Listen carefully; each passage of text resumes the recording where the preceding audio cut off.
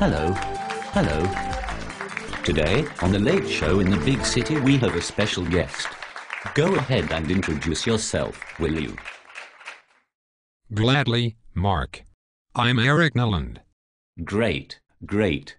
So we're here to talk about your latest book, Halo, The Fall of Reach. Yes, that's correct. Eric has authored a best-selling series of books here.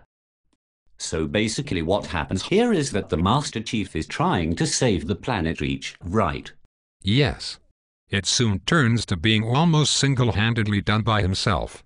Now, basically what happens is that they are trying to keep a nav core away from the Covenant, which can lead them to other human colonies in Earth itself.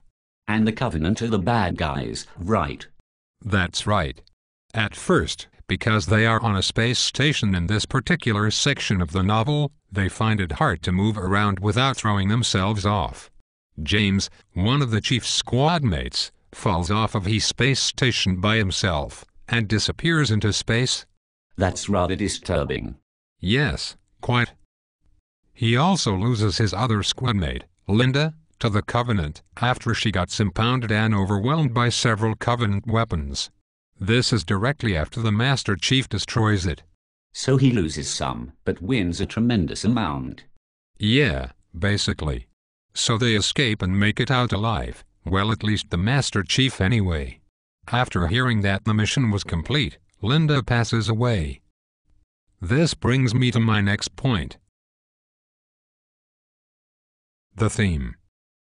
The Master Chief felt as though he should not live without his squadmates, when he later heard that all contact had now been lost with on the planet Reach, ground side. Reach was now being eradicated by the Covenant, by the way. This shows that no matter the victory, or how huge it may be or seem, a loss of any size is always much more meaningful. This is just one theme out of many in this novel. I see.